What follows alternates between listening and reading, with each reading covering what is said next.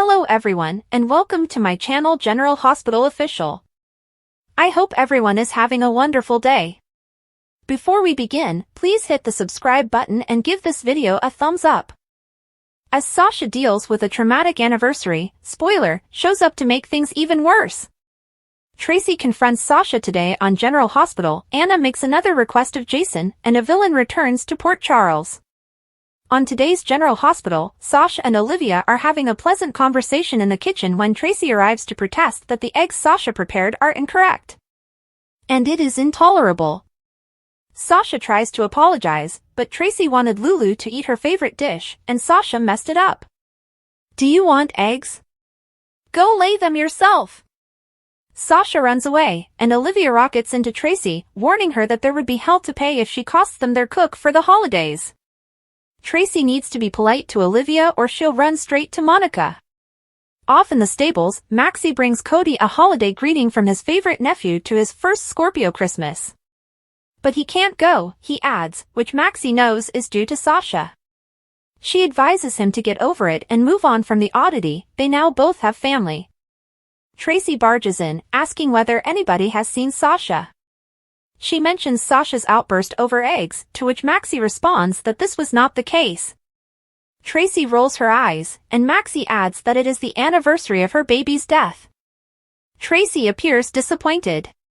Maxie describes what transpired between Sasha and Brando and advises her to be patient with Sasha. Tracy says, "Thank you for the information," and walks away. Maxie takes advantage of the chance to remind Cody that it makes him think of family, then leaves the card with him and departs. Brooke Lynn enters the living area with documents and talks to Tracy. Instead, Lulu welcomes her while she eats breakfast. Nope.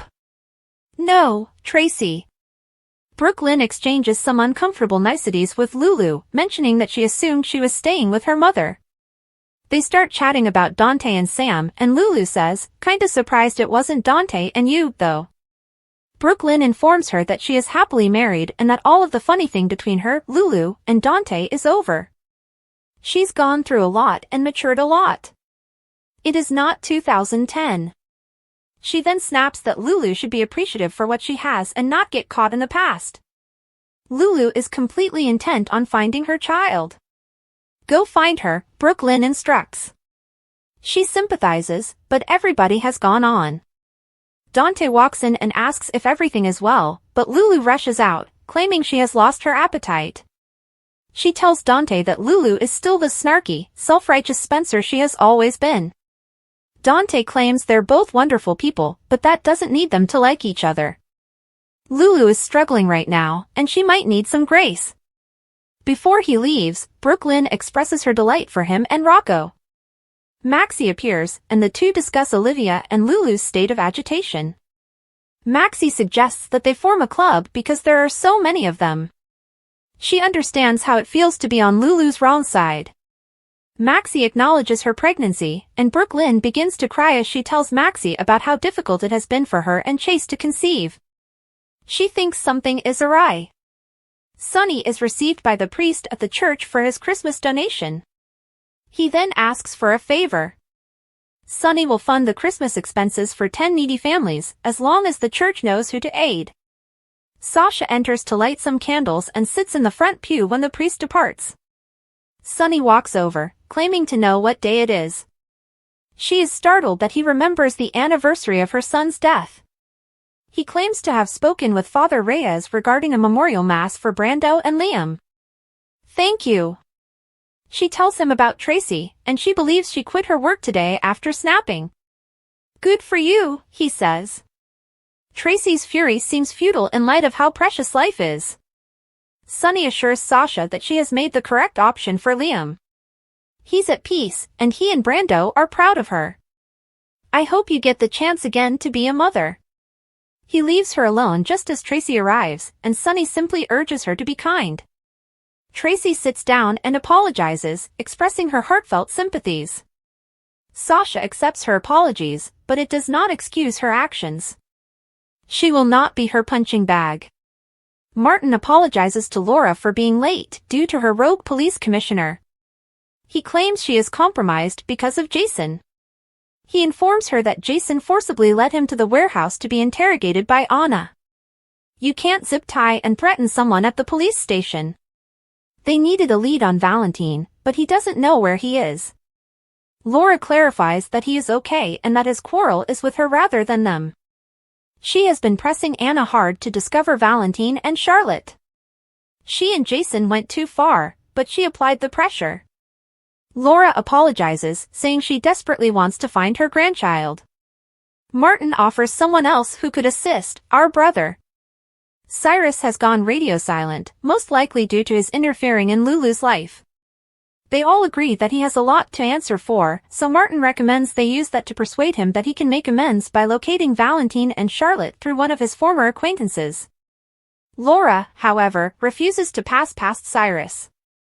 She trusts Anna, not her brother.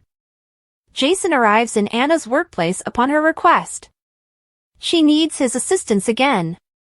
She needs to determine what happened to Dex and if it was an isolated incident or part of a larger pattern. She needs to give it her whole focus, so she wants Jason to take the lead on Charlotte. He accepts, and Anna inquires about Jocelyn. She can't stop thinking about Jocelyn's fear of Dex dying in the line of duty after he joined the force. Jason advises her not to blame herself. Joss doesn't blame Anna because she's not at fault. Anna describes Dex as an exceptional cop who proved himself. Jason claims that while she made the offer, Dex made the decision. Don't try to make Dex's choice a mistake, he gently reminds her before leaving. She sits, holds back tears, and phones to see if there has been any progress on the Rice Plaza CCTV tape. Lucky arrives at Liz's door with coffee, only to discover Rick already there. He brought coffee. He showed up, intent on assisting Liz after learning about her issues at the hospital. She needs a lawyer, and he knows her best. Lucky offers to help, but Rick says he'd prefer finish his initial interview with Liz alone. Lucky can return another time. Liz believes Lucky to stay since she also requires his assistance. Rick moves on to the next steps to keep her out of jail, and Lucky advises him to calm down. She'll be okay after he's cleared her. They argue about who will save her, and Liz urges them to stop so they can focus on the two patients who died. They talk about the Digitalis, and Rick asks who else had access to Dex and Sam. Liz reminds out that no one has gone through her. Rick advises her to steer clear of General Hospital. No way. Her staff requires her. Rick, on the other hand, refuses to give up and eventually convinces her with Lucky's help. He goes outside to get started on the case. I feel like I need a shower, Lucky adds after he has left. He points out that there are other lawyers, but Liz responds that none are more invested. Okay, Lucky will just have to discover out what happened before she gets a lawyer. Jason meets with Spinelli to find out what he's learned, which isn't much. They must find Valentine, Jason argues. Spinelli claims Lulu was his first friend. In the show's concluding minutes, Sonny appears at Anna's door, saving her the journey to talk about Dex. Anna confesses that stabbing someone in the back with a knife in the middle of the plaza is not his style, but he is only free because Dex refused to press charges after attacking him. Anna claims he owes Dex a debt, and Sonny tells her that he wants to find out who killed him. Let me know if I can help. Lulu enters the stables, surprised to see Cody. He says that he and Dante were old friends, and Lulu teases him about how he wasn't particularly remembered. When Dante steps in, they playfully taunt each other. Dante jokes about the carpoolers officially meeting, and Cody remarks that it was a rare instance when he was in the right place at the right time. Tracy says she respects Sasha's strength, and Sasha declares she will not tolerate disrespect. Tracy nods and says, "We're good." She departs, and Sasha begins to pray. Behind her, a man wearing a hat enters quietly and takes a seat a few pews back. He glances up and sees Sidwell. Next on General Hospital, Carly confronts Jason, while Michael meets with Curtis. General Hospital spoilers, Nellie Benson returns in 2025 to file a claim on her son. Is Nina Reeves caught up in daughter's drama? General Hospital spoilers indicate that the new year will bring tumultuous moments to the land of Port Charles. fans are already aware that Michael Corinthos is about to depart the canvas, and whether he ends up in jail, leaves town, or is assumed dead, this could set off a chain reaction of dramatic events. Could Michael's ugly ex, Nellie Benson, return as he exits the canvas? General Hospital spoilers: Nellie Benson wants what is hers. GH spoilers indicate that if Michael quits and is assumed dead, Nellie's return might be problematic for Willow Corinthos. She adopted Wiley Corinthos a while back, but she did it without Nellie's permission. Nellie has always been obsessed with having a relationship with her son, so there's no way she'd come back from the dead without attempting to get custody of Wiley. Especially given Michael's absence. Nonetheless, Willow is the only mother Wiley has ever known. Could a legal battle be launched? How ugly would it become? GH spoilers: Nina Reeves caught between two daughters. The good news is that Nina Reeves' fantasies about Willow have come true recently. While her daughter's world is coming apart as a result of the video leak of her and Drew Quartermaine performing the deed on the Q Mansion nursery floor, she has gone to her mother for support. The two females had never been closer. Nellie and Willow have a turbulent history, so Nina would undoubtedly be caught in the crossfire if her other daughter returned from the grave. Nina's biggest regret is how she handled Nellie in the weeks and months before her death. If Nellie made a comeback, it would be like Nina being granted a second chance, yet, would it cost her the relationship with Willow? Jocelyn from General Hospital is desperate for answers. But how far will she go to get them? Nobody saw Dex's death coming at General Hospital. Not us, the fans, or even the actors. When we asked Evan Hofer about his sudden exit, he acknowledged to being more curious about the how than the why. Eden McCoy now acknowledges that when she realized what was going on, her jaw almost dropped to the floor. While Evan Hofer's death was unexpected and heartbreaking, McCoy tells Soap Opera Digest that she has not been concerned about Jocelyn as a result. Because, in addition to realizing that Dex would die, she also discovered what lay ahead for her character. It was kind of a silver lining, acknowledged the actress, because I could see where we're going with this. What lies before her, she said, is going to be really tough and challenging, but also super cool and important and a story I will love doing. But what is ahead for Jocelyn? We are convinced that this week will be all about grief.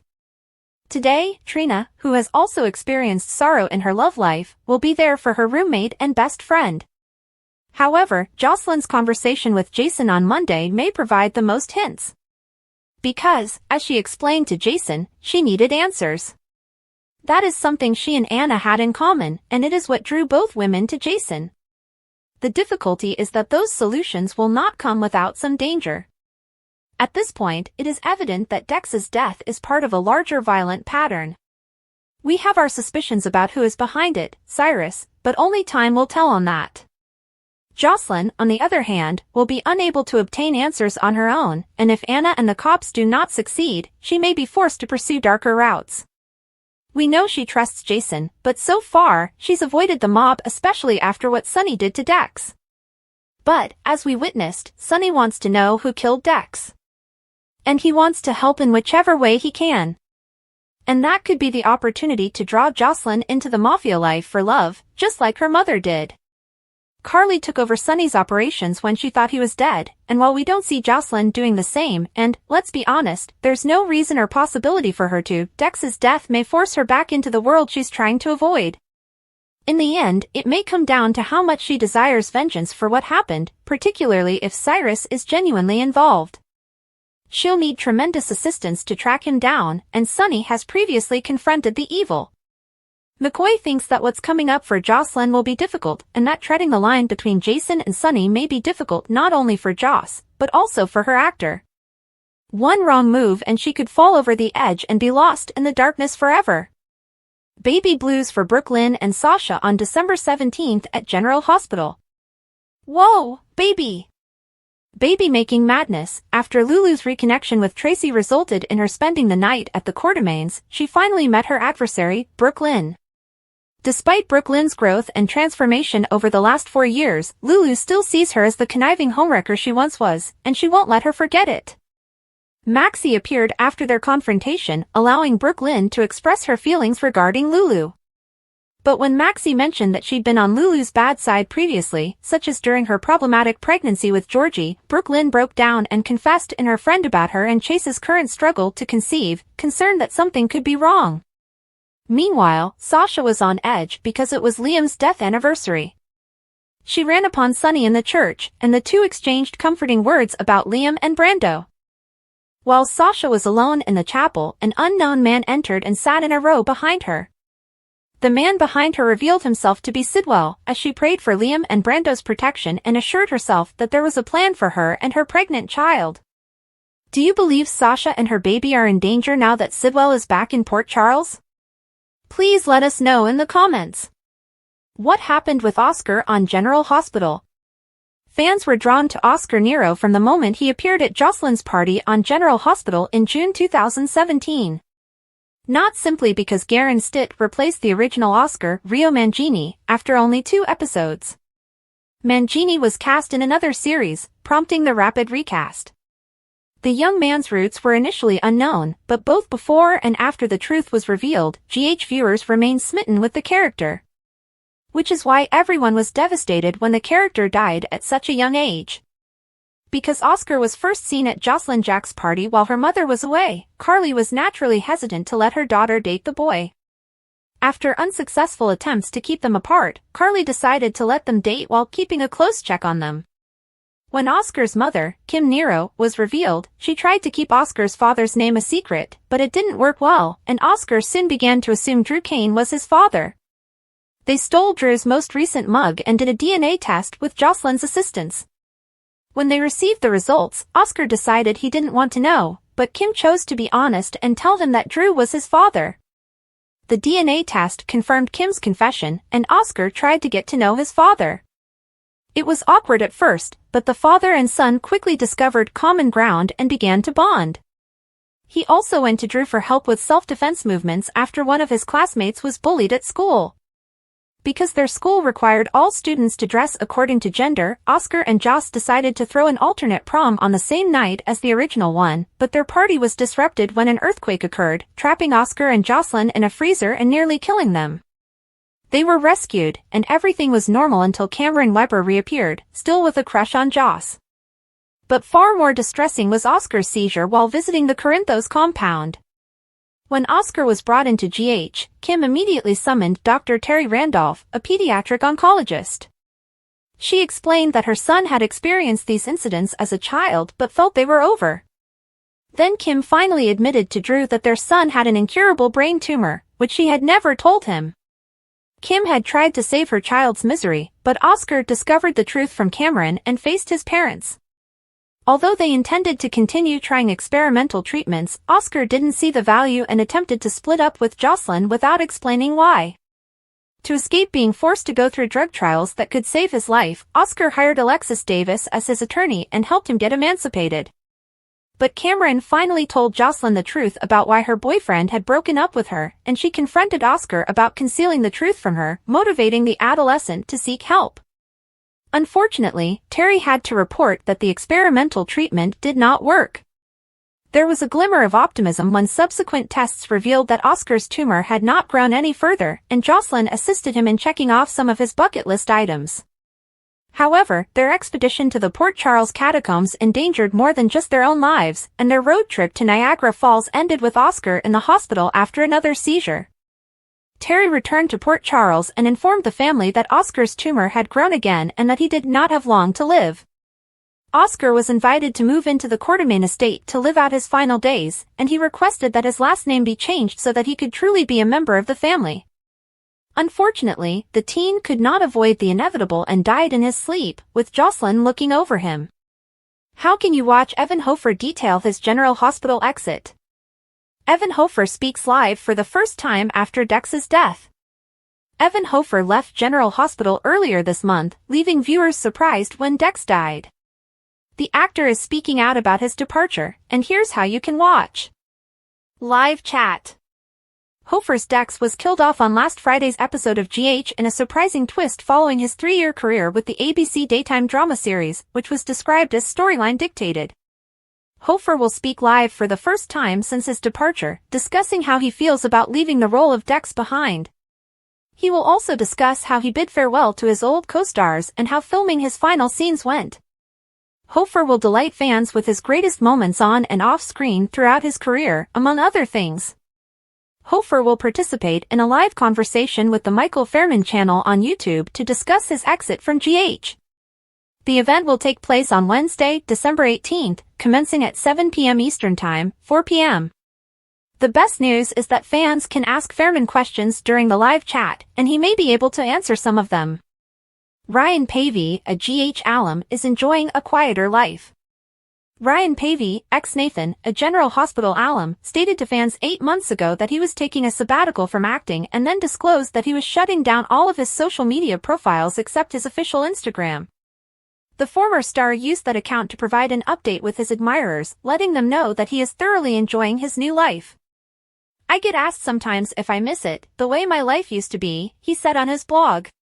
"Not really, no. Hollywood paid well, but it was very demanding on the heart, mind, and spirit. A quieter life, salt on my face from a surf, sand on my feet and trek from the beach, the smell of surf wax and salt water, the sound of hammers and classic rock in my shop, pizza, margaritas, a lot of happiness in those words." After dabbling in modeling, Paevey landed his big break when he was cast as Detective Nathan West on GH in December 2013. During his tenure in Port Charles, the actor appeared in several Hallmark films, including Unleashing Mr. Darcy and Harvest Love. After leaving the soap in 2018, Paevey became one of Hallmark's most popular stars, featuring in romantic films such as Christmas at the Plaza, A Timeless Christmas, and 2 Tickets to Paradise. His final film for the network was 2023's Fourth Down and Love. Since then, Paevey has prioritized travel and exploration, surfing, and enjoying life. He's also been focused on Fortunate Wanderer, his business where he sells clothes and handcrafted jewelry made in his studio. However, he did assure his followers that they might see him again on screen. "Who knows," Paevey mused, "I may yet dabble in film and TV stuff, if I can even get a job anymore." Hollywood is not always hospitable of has-beens seeking for a return. "But for the time being, I've chosen a good life, albeit one that is a little lonely, and I consider myself fortunate." Fortunate Wanderer, indeed. Cameron Matheson of General Hospital predicts viewers will eventually fall in love with Drew and Willow. Will you agree with Cameron Matheson? ChristmasCon took place during the weekend of December 13th to 15th, and Soap Hub was there to cover all of the excitement. Check back daily in the run-up to Christmas for more material from your favorite soap stars and actors on Hallmark and Great American Family Channel. First up is Cameron Matheson from General Hospital, who plays Drew. Willow and Drew super couple. We learned about some of his Christmas traditions and what he's looking forward to in 2025, as well as discussed Drew's current situation. His responses might surprise you. Cameron from General Hospital is back in Port Charles and could be the familiar face Jocelyn is looking for. Yes, Cameron is returning right in time for the holidays. And given the recent tragic exits, we could use a cheerful return or two. William Lipton is returning to General Hospital for Christmas, beginning December 18th, for the first time since February of this year. Cameron's last visit was not precisely happy because he attended Spencer's burial. Cam appears to be in a better mood this time around. The actor told TV Insider, "At the heart of all Cameron tales, past, present, and future, is his great loyalty and love for his family. He'll be wandering the town a little bit, maybe running into a few individuals he's known over his time in Port Charles, but at the end of the day, it's simply him celebrating his love for his family and the affection he receives from them." Of course, while the vacation is clearly centered on his family, one of the persons we assume he may encounter while wandering town is Jocelyn. In addition to seeing his TV mom, Rebecca Herbst, Liz, the actor was able to reconnect briefly with one of his oldest General Hospital buddies, Eden McCoy. And the timing couldn't be better, as Joss is grieving and processing Dex's death. Actually, we believe the timing could not be worse. Even more embarrassing is that she left Cam to be with Dex. Still, he is a compassionate, loving familiar face, and he may be exactly what Joss needs right now as she mourns Dex and searches for answers as to what occurred and who killed him. However, as Jocelyn pointed out in Monday's episode, she has already lost Oscar and now Dex, so Cameron should probably keep this platonic relationship for his own safety. Unfortunately, don't expect camp to stay long. Lipton said to TV Insider, "I've really enjoyed my experience there, and the fact that I got to continue it, even for just a little appearance, warms my heart so much. And hey, we'll take it, especially over the holidays." A day of confrontation, reconciliation, and mystery in Port Charles. The day in Port Charles began with Sasha Gilmore Corbin and Olivia Quartermaine in the Quartermaine kitchen. The aroma of sizzling eggs filled the air, but the peace of their conversation was broken when Tracy Quartermaine barged in, her shrill tone piercing through the room like a knife. "These eggs are wrong," Tracy exclaimed, her voice a mix of annoyance and disbelief. Sasha was taken aback and apologized immediately, but it wasn't enough to placate Tracy. "Apologies won't fix this culinary disaster," Tracy exclaimed. "Lulu deserves her favorite breakfast, and you completely ruined it. If you want eggs done right, maybe you should lay them yourself." The stinging remark touched a nerve. Sasha slapped the spatula down and walked out, her wrath bubbling over. Olivia turned to Tracy, her typical warmth replaced by a severe look. "Do you know what you just did?" Olivia demanded. "If Sasha quits due to your pranks, you'll be the one cooking for the family for the holidays. Good luck pleasing everyone with your cheerful demeanor." Tracy rolled her eyes but didn't say anything, leaving Olivia furious. Maxie's holiday visit. Meanwhile, Maxie Jones came at the Quartermaine stables with a holiday card in her hand. She greeted Cody Bell with a bright smile. "Special delivery," Maxie said, handing him a holiday card. "This is from your favorite nephew. Do you recall his first Scorpio Christmas?" Cody chuckled, but denied the invitation, claiming that he couldn't make it. Maxie's brow wrinkled as she prodded him for an explanation. "This is not about Sasha, is it?" Maxie asked, her tone softening. "Don't let a little embarrassment keep you from spending time with family. You've both been through a lot, and you deserve some happiness." Tracy stormed into the stables before Cody could answer, scouring the surroundings with her eyes. "Have you seen Sasha?" she demanded. Maxie crossed her arms, unimpressed with Tracy's interruption. "Maybe she needed a moment to breathe after your little tirade, you said." Tracy scoffed but stayed to listen as Maxie explained the awful reality about Sasha's outburst. "Today marks the anniversary of her son Liam's death," Maxie explained. "She's carrying a lot of grief." Tracy's demeanor softened as guilt replaced her typical swagger. "Thank you for informing me," she murmured before walking away. Tension between old friends. Brooklyn Quartermaine entered the Quartermaine mansion's living room, holding a stack of documents. She paused when she noticed Lulu Spencer sitting at the breakfast table. "Lulu," Brooklyn said, concealing her surprise. "I thought you were staying with your mom." Lulu looked up, her voice chilly but polite. "Change of plans. And here I expected Tracy to be the first to meet me." The two women exchanged pleasantries, but the atmosphere between them was fraught with tension. Their conversation quickly moved to Dante, and Lulu made a casual remark that touched a nerve. "Kinda surprised it wasn't you and Dante who ended up together," Lulu replied, half joking but pointed. Brooklyn straightened, her voice calm yet strained with frustration. "That is ancient history, Lulu. I'm happily married now. Maybe it's time to stop obsessing on the past." Lulu focused her attention to her daughter Charlotte, whom she was determined to find. Brooklyn softened, yet did not hold back. "I understand it. You have been through a lot. But everybody else has gone on. Perhaps it's time you did, too." Before Lulu could react, Dante Falconeri entered, sensing the tension. Lulu walked out, screaming something about losing her appetite and leaving Dante to mediate. "Brooklyn," Dante continued, "Lulu has gone through hell. She isn't herself right now." Brooklyn nodded, but her frustration was obvious. "I understand. It's hard, you know? Seeing her like this."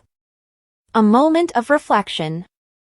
At the neighborhood church, Sonny Corinthos made his usual Christmas donation to Father Reyes. As the priest thanked him, Sasha entered quietly and lit a candle at the front of the church. Sonny approached her, his words soft. I know what day it is. Sasha turned in surprise. You remember? Sunny nodded. I spoke to Father Reyes. There will be a memorial mass for Brando and Liam. Sasha's eyes filled with tears as she thanked him. She shared her troubles, particularly her disagreement with Tracy. I think I quit my job today, she said, with a tinge of remorse in her voice. Sunny grinned softly. Great for you. Life is too short to deal with unnecessary drama. Tracy arrived at the chapel while they were talking, her manner unusually calm. After Sunny left, Tracy approached Sasha. I owe you an apology, Tracy said, her tone serious. I had no idea what today meant to you. I apologize for my behavior. Sasha accepted the apologies but maintained her position. Thanks, Tracy. But I will not tolerate being treated that way again. Tracy nodded, her look reflecting a newfound respect. A villain's shadow. In Port Charles, Anna Devane met with Jason Morgan to discuss the unsettling happenings at the hospital. We need to figure out what's going on, Anna added in an urgent tone. Dex's death, Sam's death, there's a pattern, and we need to find out who's behind it. Jason agreed to take the lead in finding Charlotte, while Anna concentrated on the hospital probe. A knock on the door interrupted their conversation. It was Sunny. I want whoever's responsible for Dex's death to pay, Sunny stated forcefully. Anna assured him that they were doing everything they could, and Sunny offered his assistance if necessary. Unseen danger. As the day came to an end, Sasha returned to church to pray.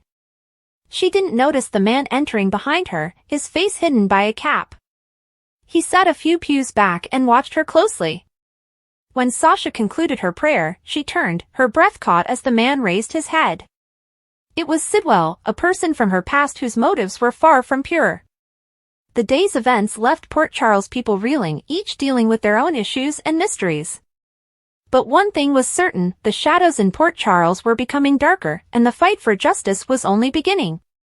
Thanks for watching. If you like this video, so please don't forget to subscribe my channel and don't miss any update.